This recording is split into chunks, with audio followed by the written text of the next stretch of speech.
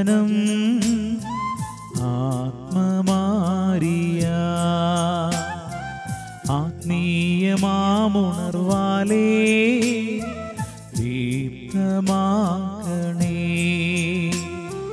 വചനം മഴയായി പെയ്യും, കൃപതൻ നിറവായൊഴുകും, വിടുതൽ നൽകുന്ന വചനം, അറിവിൻ്റെ പൊരുളാകും വചനം, സൗഖ്യമാ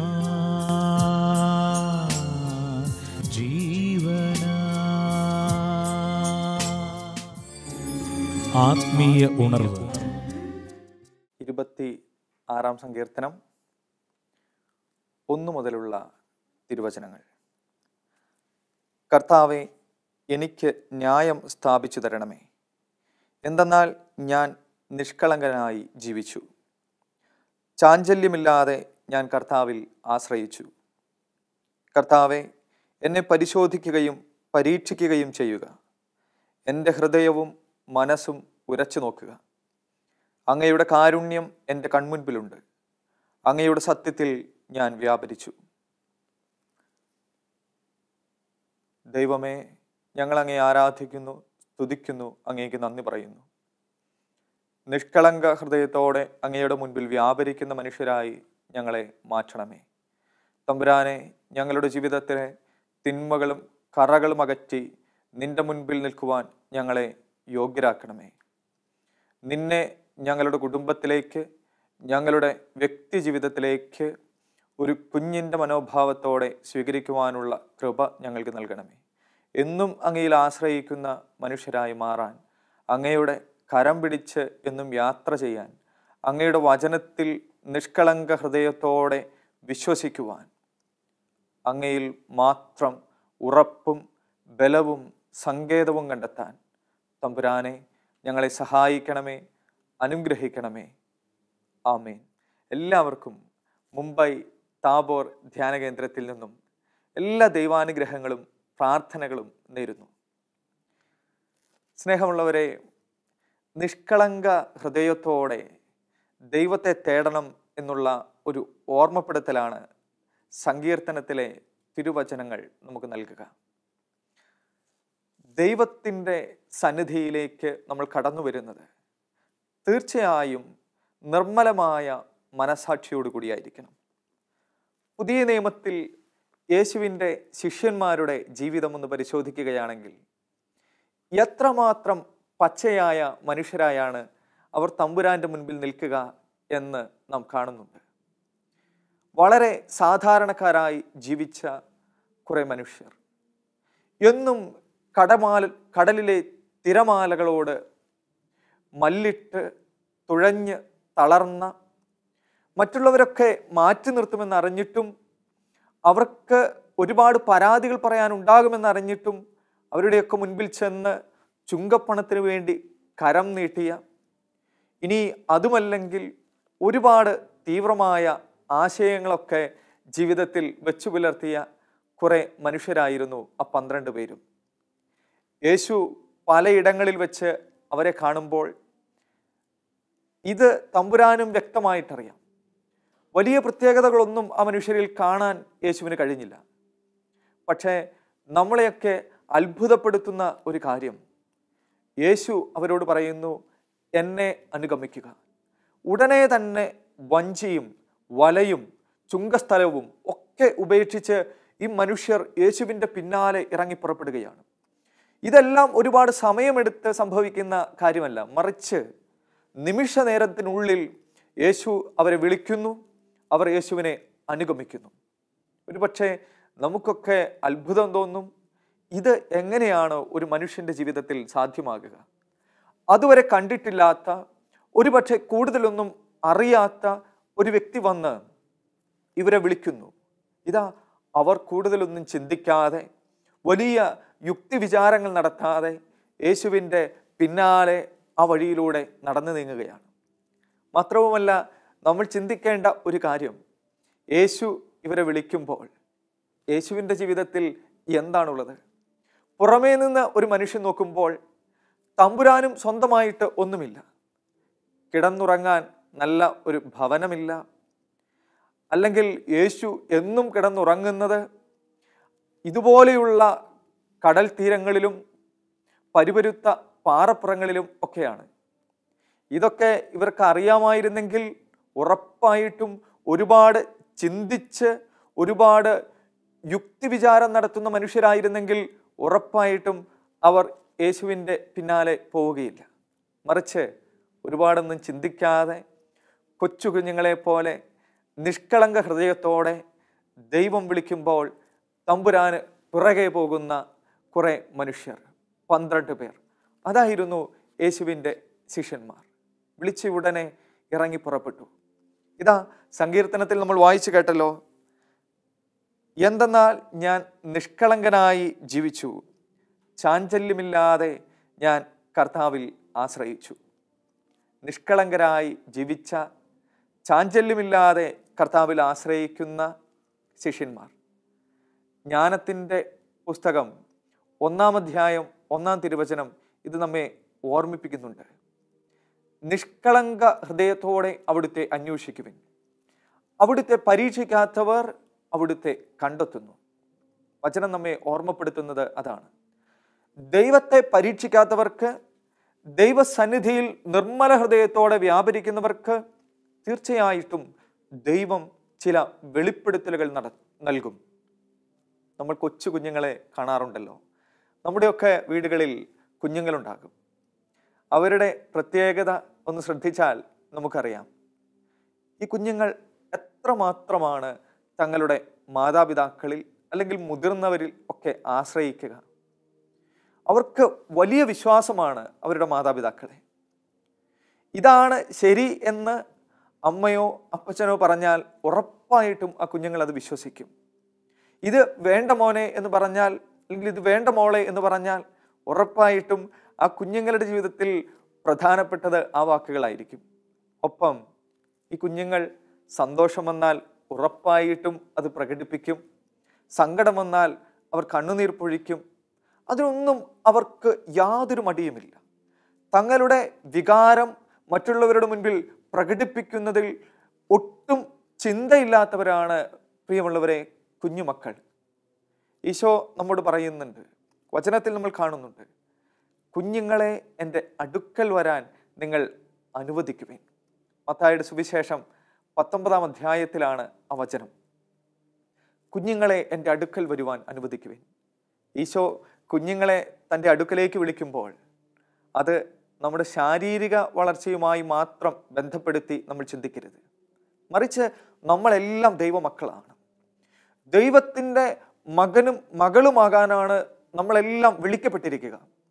യോഹന്നാൻ ശ്ലീഹായുടെ സുവിശേഷം 1-ാം അധ്യായം 12-ാം തിരുവചനം പറയുന്നുണ്ടല്ലോ, തന്നെ സ്വീകരിച്ചവർക്കെല്ലാം, തന്നിൽ വിശ്വസിച്ചവർക്കെല്ലാം അവൻ ഒരു കഴിവ് നൽകി. കഴിവെന്താണ്? ദൈവമക്കളാകാനുള്ള കഴിവാണ്. ദൈവമക്കളാകാനുള്ള കഴിവ്. ഇതാ ഈശോ കുഞ്ഞുങ്ങളെ എൻ്റെ അടുക്കലേക്ക് വരുവിനെന്ന് പറയുമ്പോൾ അത് നമുക്കെല്ലാമുള്ള ഒരു ആഹ്വാനമാണ്. എല്ലാവരെയും ഈശോ അടുക്കലേക്ക് വിളിക്കുന്നു കുഞ്ഞുങ്ങളാകാൻ, നിർമ്മല ഹൃദയത്തോടെ നിഷ്കളങ്ക മനസാക്ഷിയോടെ ദൈവത്തിൻ്റെ മുൻപിൽ വ്യാപരിക്കാൻ. സ്നേഹമുള്ളവരെ, ശിഷ്യന്മാർ ഒരുപാട് തവണ പച്ചയായ മനുഷ്യരായി യേശുവിൻ്റെ മുൻപിൽ തങ്ങളുടെ ഉള്ളു തുറന്ന് സംസാരിക്കുന്നത് നമ്മൾ കാണുന്നുണ്ട്. മർക്കോസിൻ്റെ സുവിശേഷം 10-ാം അധ്യായത്തിൽ മനോഹരമായിട്ടുള്ള ഒരു ചിത്രമുണ്ട്. സബദി പുത്രന്മാരുടെ അഭ്യർത്ഥന എന്നതാണ് ആ ഭാഗത്തിൻ്റെ തലക്കെട്ട്. എന്താണ് ഈ അഭ്യർത്ഥന? നമുക്കറിയാം, ഈശോ ദൈവരാജ്യത്തെക്കുറിച്ച് അവരോട് സംസാരിക്കുകയാണ്. ദൈവരാജ്യത്തെക്കുറിച്ച് തമ്പുരാൻ സംസാരിക്കുമ്പോൾ ശിഷ്യന്മാരുടെ മനസ്സു നിറയെ ഒരു ഐഹിക രാജ്യത്തിൻ്റെ ചിന്തയാണ്. യേശു ഒരു രാജാവായി കടന്നു വരും, മറ്റു രാജാക്കന്മാരെ എല്ലാം തകർത്ത് ശക്തിയേറിയ ഒരു രാജ്യം സ്ഥാപിക്കും. ഇതാണ് ശിഷ്യന്മാരുടെ മനസ്സിലുള്ള ചിന്ത. അതുകൊണ്ട് തന്നെ സെബദീപുത്രന്മാരായ യാക്കോബും യോഹന്നാനും തങ്ങളുടെ ഉള്ളിലുള്ള ഈ ചിന്ത തമ്പുരാനോട് യാതൊരു മടിയും കൂടാതെ പറയുകയാണ്. അവർ പറഞ്ഞു, അങ്ങയുടെ മഹത്വത്തിൽ ഞങ്ങളിൽ ഒരാൾ അങ്ങയുടെ വലതുവശത്തും മറ്റേയാൾ ഇടതുവശത്തും ഉപവിഷ്ടരാകാൻ അനുവദിക്കണമേ. എത്ര ഉള്ളു തുറന്നാണ് ആ ശിഷ്യന്മാർ സംസാരിക്കുക. ഒരു പക്ഷേ അതൊരു കുറവായിട്ട് നമ്മളവരെ കുറ്റപ്പെടുത്തും, പലപ്പോഴും ചെയ്യാറുണ്ട്. പക്ഷേ നമ്മൾ ചിന്തിക്കേണ്ട മറ്റൊരു വസ്തുത, തങ്ങളുടെ ഉള്ളിൽ ഏത് ചിന്ത കടന്നു വന്നോ, ഏത് വികാരം കടന്നു വന്നോ, അത് യേശുവിൻ്റെ മുൻപിലേക്ക് പകരുന്നതിൽ, തുറന്നു വെക്കുന്നതിൽ ഈ ശിഷ്യന്മാർക്ക് യാതൊരു മടിയും ഉണ്ടായില്ല. ഉടനെ തന്നെ കർത്താവ് ഒരു ചോദ്യം ചോദിക്കുകയാണ്. നിങ്ങൾ ആവശ്യപ്പെടുന്നത് എന്താണെന്ന് നിങ്ങൾ അറിയുന്നില്ല. ഞാൻ കുടിക്കുന്ന പാനപാത്രം കുടിക്കാനോ ഞാൻ സ്വീകരിക്കുന്ന സ്നാനം സ്വീകരിക്കാനോ നിങ്ങൾക്ക് കഴിയുമോ? അതായത് ഈശോ പറയുകയാണ്, ഇത് ദൈവിക രാജ്യമാണ്, ഒരു ഐഹിക രാജ്യമല്ല. ഇതിൽ നിങ്ങൾക്ക് പ്രവേശനം ലഭിക്കണമെങ്കിൽ, എൻ്റെ വലതോ ഇടതോ ഉള്ള സ്ഥാനം ലഭിക്കണമെങ്കിൽ എന്തു ചെയ്യണം? ഞാൻ നൽകുന്ന സഹനത്തിൻ്റെ കാസ, ഞാൻ നൽകുന്ന രക്തത്തിൻ്റെ മാമോദിസ, അതിൽ നിങ്ങൾ സ്വീകരിക്കണം. പ്രിയമുള്ളവരെ, ഈശോ നൽകുന്ന ഏറ്റവും പ്രധാനപ്പെട്ട ഒരു തിരുത്തലാണത്. വചനം പറയുന്നുണ്ട്, അടുക്കലുണ്ടായിരുന്നവർക്ക് അവരോട് അമർഷം തോന്നി. അതായത് അരികിലുണ്ടായിരുന്ന ശിഷ്യർക്ക് ഈ ശിഷ്യന്മാർ പറഞ്ഞതിൽ അമർഷം തോന്നുകയാണ്. കാരണം എന്താ? ഒരു പക്ഷേ ഇവരുടെ ഉള്ളിലും ഇതേ ചിന്തകൾ ഉണ്ടായിരുന്നിരിക്കണം. ഈ രാജ്യത്തിൽ യേശുവിൻ്റെ വലതും ഇടതും ഇരിക്കണം. ഈ രാജ്യം കൈവരുമ്പോൾ ഉറപ്പായും അതിൽ തങ്ങൾക്കും ഒരു സ്ഥാനം ലഭിക്കണമെന്നുള്ള ചിന്തയൊക്കെ ആ ശിഷ്യന്മാരുടെ മനസ്സിലും ഉണ്ടായിരുന്നിരിക്കും. പക്ഷേ അവരാരും അത് തുറന്ന് പറയുന്നില്ല. അവരാരും തങ്ങളുടെ ഈ ചിന്ത തമ്പുരാനുമായി പങ്കുവെക്കുന്നില്ല. പക്ഷേ യാക്കോബും യോഹന്നാനും എന്ത് ഉള്ളിൽ തോന്നിയോ അത് തമ്പുരാനോട് പറഞ്ഞു. അവർക്ക് കൃത്യസമയത്ത് വേണ്ട തിരുത്തൽ യേശു നൽകി. ഇങ്ങനെയല്ല നിങ്ങൾ ചിന്തിക്കേണ്ടത്, ഇങ്ങനെയല്ല നിങ്ങളുടെ മനോഭാവം ആകേണ്ടത്, മറിച്ച് ഞാൻ പറയുന്നത് നിങ്ങൾ ചെയ്യണം. ഞാൻ നൽകുന്ന ഈ സഹനത്തിൻ്റെ കാസ, ഈ രക്തത്തിൻ്റെ മാമോദിസ, അത് സ്വീകരിക്കാൻ നിങ്ങൾ തയ്യാറാകണം. വലിയ ഒരു വെളിപ്പെടുത്തൽ, ഏറ്റവും മനോഹരമായ ഒരു ഓർമ്മപ്പെടുത്തൽ അത് ശിഷ്യന്മാർക്ക് ലഭിക്കുകയാണ്. സ്നേഹമുള്ളവരെ, ദൈവം നമ്മെ ഓരോരുത്തരെയും വ്യക്തിപരമായി അറിയുന്നു, നമ്മുടെ മനസ്സ് തമ്പുരാൻ കാണുന്നു എന്നുള്ളത് നമ്മുടെയൊക്കെ ഉള്ളിലുണ്ടാകേണ്ട ഒരു ചിന്തയാണ്. ഒന്നും തമ്പുരാൻ്റെ മുൻപിൽ നിന്നും മറച്ചു വെക്കാനുണ്ടാകരുത്. അങ്ങനെ മറച്ചു വെച്ചാലും നാം എന്താണ് എന്ന് ദൈവം അറിയുന്നു, അതനുസരിച്ച് അവിടുന്ന് പ്രതികരിക്കുന്നു. നഥാനിയേലിനോട് പറഞ്ഞതുപോലെ നമ്മെ എത്ര പേരെ നോക്കി തമ്പുരാന് പറയാൻ കഴിയും, ഇതാ നിഷ്കപടനായ കളങ്കമില്ലാത്ത ഒരു മനുഷ്യൻ. മർക്കോസിന്റെ സുവിശേഷം 4-ാം അധ്യായത്തിൽ വീണ്ടും ശിഷ്യന്മാരുടെ ജീവിതത്തിലെ ഒരു സംഭവം നമ്മൾ കാണുന്നുണ്ട്. കടലിലൂടെ യേശുവിൻ്റെ ഒപ്പം യാത്ര ചെയ്യുന്ന മനുഷ്യർ. കടലിൽ കൊടുങ്കാറ്റടിക്കും, തിരമാലകൾ വഞ്ചിയിലേക്ക് ഉയർന്നിറങ്ങും. ശിഷ്യന്മാർ ഉറക്കെ നിലവിളിക്കുകയാണ്, ഗുരു, ഞങ്ങളിതാ നശിക്കാൻ പോകുന്നു, നീ എന്തുകൊണ്ടാണ് അത് ഗൗനിക്കാത്തത്? ഞങ്ങളുടെ നാശം തമ്പുരാനെ നീ കാണുന്നില്ലേ? നിനക്കൊന്നും പറയാനില്ലേ? നിനക്കൊന്നും ചെയ്യാനില്ലേ? ശിഷ്യന്മാർ കരയുകയാണ്. യേശു എഴുന്നേറ്റ് കരമുയർത്തി കാറ്റിനെയും കടലിനെയും ശാന്തമാക്കി. കാറ്റും കടലും ശാന്തമായി. അവിടുന്ന് ശിഷ്യന്മാരോട് ചോദിക്കുന്ന ചോദ്യം, നിങ്ങൾ ഭയപ്പെടുന്നതെന്ത്? നിങ്ങൾക്ക് വിശ്വാസമില്ലേ? നമ്മളൊക്കെ ഈ ഒരു തിരുവചനം ധ്യാനിക്കുമ്പോൾ, വചനഭാഗം ധ്യാനിക്കുമ്പോൾ ശിഷ്യന്മാരെ കുറ്റപ്പെടുത്തും, ശിഷ്യന്മാരുടെ നേരെ വിരൽ ചൂണ്ടും. ഇവർക്ക് ഈ തിരമാലകൾ ഉയർന്നപ്പോൾ എന്തുകൊണ്ട് യേശുവിൻ്റെ സാന്നിധ്യം ഓർമ്മ വന്നില്ല? എന്തുകൊണ്ട് അവർ യേശുവിൽ വിശ്വസിച്ചില്ല? തമ്പുരാൻ അതുകൊണ്ടല്ലേ അവരെ കുറ്റപ്പെടുത്തുന്നത്? പ്രിയമുള്ളവരെ, നമ്മൾ ചിന്തിക്കേണ്ട ഒരു വസ്തുത, നമ്മൾ ചിന്തിക്കേണ്ട ഒരു കാര്യം ഇതാണ്. തിരമാലകൾ ജീവിതത്തിൽ ഉയരുന്ന ഒരുപാട് അനുഭവങ്ങൾ നമുക്കും ഉണ്ടാകാറുണ്ട്. അപ്പോഴൊക്കെ വിശ്വാസം മുറുകെ പിടിക്കുന്ന മനുഷ്യരാണോ നാം എല്ലാം? അപ്പോഴൊക്കെ യേശുവിൻ്റെ അരികിലുള്ള സാന്നിധ്യം ഓർമ്മിക്കുന്നവരാണോ നാം എല്ലാം? അങ്ങനെയല്ലെങ്കിൽ ശിഷ്യന്മാരുടേതിൽ നിന്നും ഒരുപാടൊന്നും വ്യത്യസ്തമല്ല നമ്മുടെ ജീവിതവും. പക്ഷേ ഇവിടുത്തെ ഏറ്റവും വലിയ പ്രത്യേകത എന്ന് പറയുന്നത്, ഈ ശിഷ്യന്മാർ കരയുന്നത്, നശിക്കാൻ പോകുന്നു എന്ന് പറയുന്നത് മറ്റാരോടുമല്ല, അവരുടെ ഗുരുവിൻ്റെ അടുക്കലാണ്. മറ്റാരുടെയും സാന്നിധ്യത്തിലല്ല അവർ കരയുന്നത്, മറിച്ച് യേശുവിൻ്റെ മുൻപിലാണ്. നമ്മളൊക്കെ കരയുന്നത് എവിടെയാണ് എന്ന് ചിന്തിക്കണം. മനുഷ്യരുടെ മുൻപിൽ കരഞ്ഞാലും, മനുഷ്യരുടെ മുൻപിൽ നമ്മുടെ വേദനകൾ പങ്കുവച്ചാലും അവർക്കൊക്കെ നമ്മെ സഹായിക്കുന്നതിൽ പരിധിയുണ്ട്. അവർക്കൊക്കെ നമ്മോട് ആശ്വാസവാക്കുകൾ പറയുന്നതിന് പരിധിയുണ്ട്. പക്ഷേ തിരുവചനം പറയുന്നു, യെശയ്യായുടെ പുസ്തകം 51 അധ്യായം 6 തിരുവചനം, ഞാൻ നൽകുന്ന രക്ഷ നിത്യമാണ്, മോചനം അനന്തവും. അതാണ് ദൈവത്തിൻ്റെ പ്രത്യേകത. ദൈവ സാന്നിധ്യത്തിന് മുൻപിലാണ് നമ്മൾ കരയുന്നതെങ്കിൽ, ദൈവത്തോടാണ് നമ്മുടെ ജീവിതത്തിലെ ദുഃഖങ്ങൾ നമ്മൾ പങ്കുവെക്കുന്നതെങ്കിൽ, തമ്പുരാൻ നൽകുന്ന ഏറ്റവും വലിയ വാഗ്ദാനം ഇതാണ്: ഞാൻ നൽകുന്ന രക്ഷ നിത്യമാണ്, മോചനം അനന്തവും. 46 സങ്കീർത്തനം 10 തിരുവചനം നമുക്കെല്ലാം ഓർമ്മയുള്ള അറിയാവുന്ന ഒരു വചനമാണ്. ശാന്തമാവുക, ഞാൻ ദൈവമാണെന്ന് അറിയുക. പ്രിയമുള്ളവരെ, ജീവിതത്തിൽ തിരമാലകൾ ഉയരുമ്പോൾ തമ്പുരാനിൽ ആശ്രയിക്കുന്ന നിഷ്കളങ്ക നിർമ്മല ഹൃദയമുള്ള മനുഷ്യരാണ് നാമെങ്കിൽ ഉറപ്പായും നമ്മുടെ ജീവിതത്തിനു മേൽ ഉയരുന്ന ദൈവകരത്തിൻ്റെ അത്ഭുതകരമായ ശക്തി, ശാന്തത നമ്മൾ അനുഭവിച്ചറിയും. അതാണ് ശിഷ്യന്മാരുടെ ജീവിതം നമ്മെ പഠിപ്പിക്കുന്നത്. കരയുന്നെങ്കിൽ, കണ്ണുനീർ പൊഴിക്കുന്നെങ്കിൽ, ദുഃഖങ്ങൾ പങ്കുവെക്കുന്നെങ്കിൽ അത് തമ്പുരാന്റെ മുൻപിലാകട്ടെ. അത് നമ്മെ സഹായിക്കാൻ, നമ്മെ ഉയർത്താൻ കഴിവുള്ള ദൈവ സാന്നിധ്യത്തിന് മുൻപിലാകട്ടെ. വീണ്ടും ഒരുപാട് അനുഭവങ്ങൾ നമ്മുടെ മുൻപിലേക്ക് സുവിശേഷം വയ്ക്കുന്നുണ്ടല്ലോ. യോഹന്നാന്റെ സുവിശേഷം 14 അധ്യായത്തിൽ നമ്മൾ കാണുന്ന തോമാസ് ലീഹായുടെ ഒരു ചിത്രം. ഈശോ പറയും, ഞാൻ നിങ്ങളെ വിട്ടുപോവുകയാണ്, ഞാൻ പോകുന്നത് നിങ്ങൾക്കറിയാമല്ലോ എന്ന് പറയുമ്പോൾ തോമാസ് ലീഹ പറയുന്നത് പെട്ടെന്ന് കൊടുക്കുന്ന ഒരു മറുപടി: ഗുരു, നീ എവിടേക്കാണ് പോകുന്നത് എന്ന് പോലും ഞങ്ങൾക്കറിയില്ല, പിന്നെ വഴി ഞങ്ങൾ എങ്ങനെ അറിയും? ഉള്ളു തുറന്ന ഒരു ചോദ്യം. ഒരു പക്ഷേ നമ്മളൊക്കെ ആയിരുന്നെങ്കിൽ ആ ചോദ്യം ചോദിക്കുമായിരുന്നോ എന്ന് ചിന്തിക്കുന്നത് നല്ലതാണ്. പക്ഷേ ഉള്ളു തുറന്ന് തോമാസ് ലീഹ ചോദിക്കുകയാണ്, നീ എവിടേക്കാണ് പോകുന്നതെന്ന് പോലും ഞങ്ങൾക്കറിയില്ല, പിന്നെ വഴി ഞങ്ങൾ എങ്ങനെ അറിയും? ഈശോ കൊടുക്കുന്നത് വലിയ ഒരു വെളിപ്പെടുത്തലാണ്. 14 അധ്യായം 6 തിരുവചനം, യോഹന്നാന്റെ സുവിശേഷം: വഴിയും സത്യവും ജീവനും ഞാനാണ്.